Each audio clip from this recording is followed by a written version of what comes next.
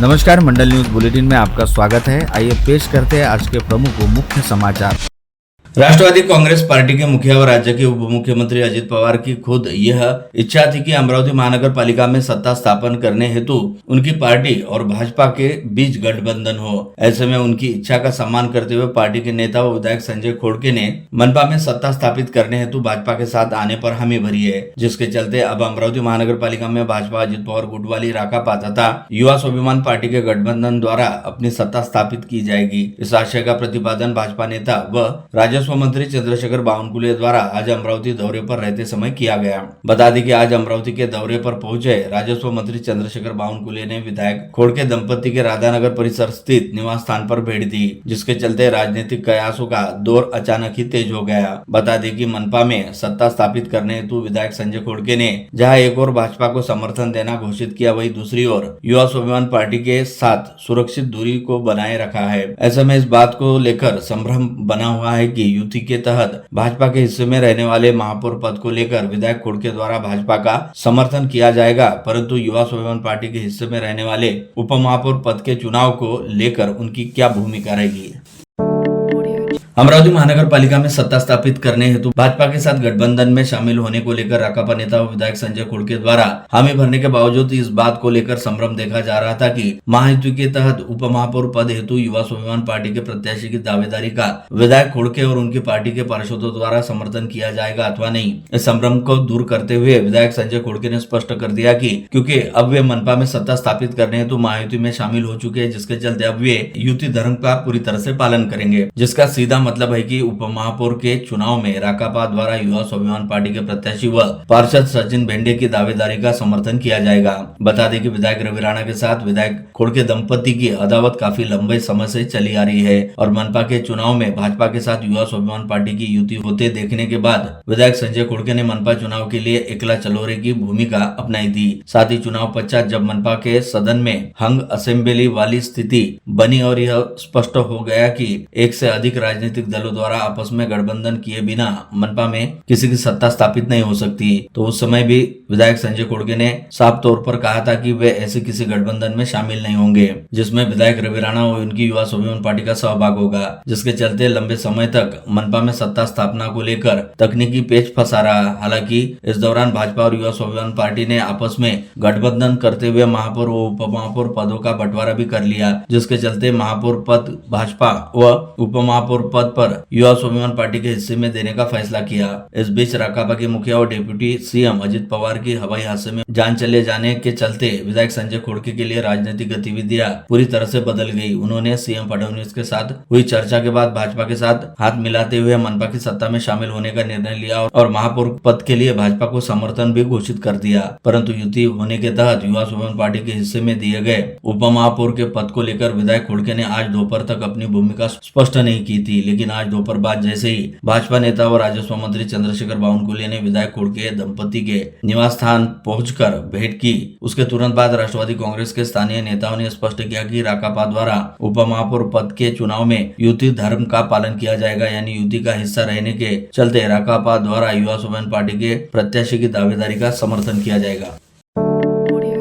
कल होने जा रहे अमरावती के नए महापौर व उप महापौर पद के चुनाव में युति के तहत भाजपा व युवा स्वाभिमान पार्टी के प्रत्याशियों की जीत पूरी तरह से तय रहने का विश्वास भाजपा शहराध्यक्ष डॉक्टर नितिन धांडे द्वारा व्यक्त किया गया। डॉक्टर धांडे के मुताबिक अमरावती मनपा में सत्ता स्थापित करने हेतु भाजपा ने युवा स्वाभिमान पार्टी व अजित पवार गुट वाली राकापा के साथ युति करने का निर्णय लिया है और अब इस युति के पास 3 दलों के 51 पार्षद का समर्थन है, जिसे 87 सदस्यीय अमरावती महानगर पालिका में स्पष्ट बहुमत कहा जा सकता है, जिसके बलबूते महापौर के पद पर भाजपा पार्षद श्रीचंद तेजवानी व उप महापौर के पद पर युवा स्वाभिमान पार्टी के पार्षद सचिन भेंडे की जीत पूरी तरह से सुनिश्चित है। साथ ही 3 दलों का समावेश रहने वाली युति द्वारा अमरावती मनपा में स्पष्ट बहुमत के साथ सत्ता स्थापित की जा सकती है।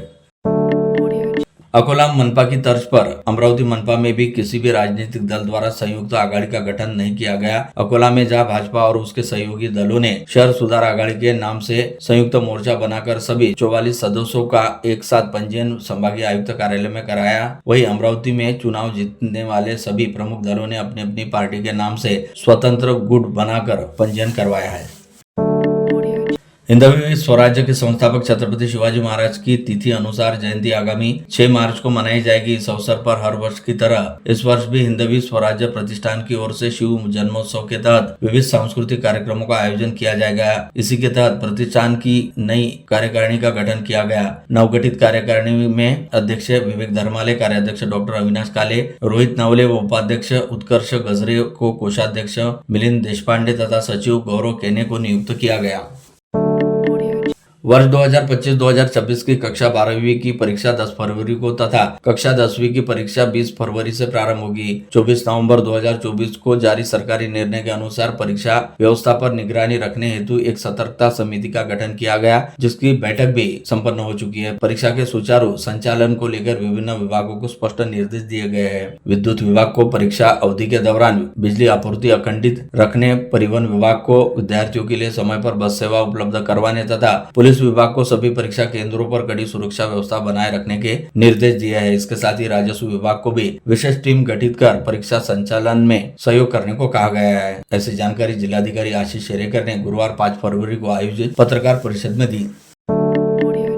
मेलघाट अंतर्गत चिकंदरा व धारनी तहसील प्रशासन की अपेक्षा के चलते आदिवासी मजदूर पर उपजीविका की समस्या निर्माण हुई है। प्रलंबित मजदूरी, बकाया बिल और ठेका कर्मियों की हड़ताल की वजह से सभी काम ठप पड़े हुए हैं। राज्य सरकार की अनदेखी के चलते मजदूरों पर आर्थिक संकट मंडरा रहा है। मजदूरों की समस्याओं को लेकर युवक कांग्रेस के जिलाध्यक्ष राहुल येवले के नेतृत्व में कार्यकर्ता मनरेगा के काम पर सीसीडी के गड्ढों में अर्ध दफन आंदोलन कर राज्य सरकार का निषेध व्यक्त करेंगे। ऐसी चेतावनी जिलाध्यक्ष राहुल येवले ने प्रशासन को दी है।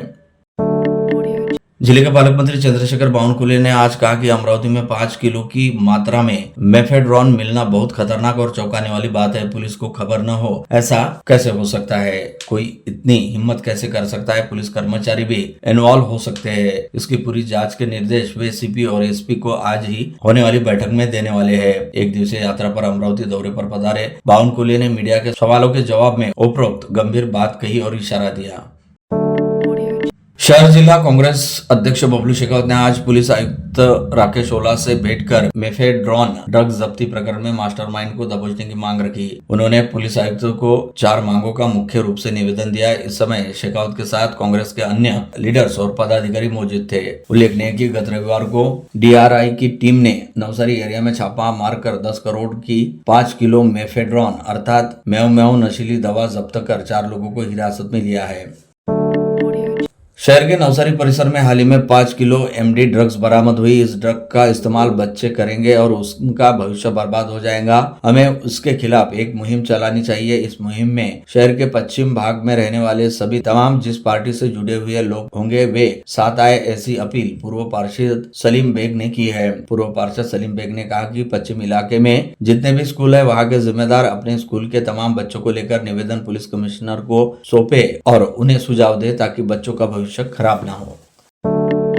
सर्वज्ञ इंजीनियर्स एंड कॉन्ट्रैक्टर्स एसोसिएशन ने प्रदेश के राजस्व मंत्री चंद्रशेखर बावनकुले से भेंट कर रेत संबंधी यातायात बंद करने के निर्णय पर पुनर्विचार का अनुरोध किया। तेजेंद्र गोपाल मांजलवार ने पालक मंत्री को दिए गए निवेदन में कहा कि 10 दिनों से रेत ढुलाई बंद है, जिसके वाहन चालक रेत घाट पर नहीं पहुंच रहे हैं। फलस्वरूप रेत घाट बंद करने की नौबत आई है। मजदूर वर्ग का भी उधर निर्वाह का भी संकट हो गया है, इसलिए अनुरोध है कि यातायात की अनुमति दे। महानगर पालिका चुनाव भले ही संपन्न हो चुके हैं, किंतु अब भी चुनाव में पराजित तथा विजयी हुए उम्मीदवारों के बीच संघर्ष जारी है। ऐसे में अमरावती शहर के 12 प्रभागों में विजयी हुए कुछ उम्मीदवारों के खिलाफ पराजित उम्मीदवारों ने न्यायालय में याचिका दाखिल की है, जिसके चलते यह बात तो साफ हो चुकी है कि भले ही चुनाव नतीजे सामने आ चुके हैं, परंतु अब भी कानूनी लड़ाई जारी है। मीडिया के अनुसार एक नहीं बल्कि कुल मिलाकर 12 याचिकाएं जिला सत्र न्यायालय में अलग अलग याचिकाओं के जरिए दाखिल की गई है, जिसके चलते अदालत ने राज्य चुनाव आयोग पर जिलाधिकारी तथा चुनाव अधिकारी, जिला अधिकारी, मनपा आयुक्त तथा चुनाव अधिकारी और संबंधित प्रभाग के विजयी उम्मीदवारों को नोटिस जारी कर अपना स्पष्टीकरण मांगा है, जिसके चलते नतीजे सामने आने के बावजूद अब कुछ प्रभागों में विजयी उम्मीदवारों को कानूनी कार्रवाई का सामना करना पड़ेगा। इन 12 याचिकाओं में तकरीबन 8 याचिका प्रभाग क्रमांक 8 जोग स्टेडियम चपरासीपुरा के नवनिर्वाचित 4 कांग्रेस पार्षदों यानी बबलू शेखावत, मालता संतोष गवई, डॉक्टर अर्चना, संजय अतराम, अस्मा खान, फिरोज खान के खिलाफ दाखिल की गई है। कांग्रेस नेता और जवाहर गेट प्रभाग 14 के उच्च शिक्षित नगरसेवक डॉक्टर संजय शिरवाते को आज जन्मदिन की बधाई देने पूर्व महापौर और नगरसेवक विलास इंगोले, मनोज भेले, दीपक अग्रवाल, गजान राजगुरे, सुरेश रतावा, रफीक भाई, फयाज भाई, रशीद भाई, नितिन सेवक, विजय अटालकर आदियों ने पहुंचकर उन्हें उनके जन्मदिन की बहुत सारी शुभकामनाएं दी।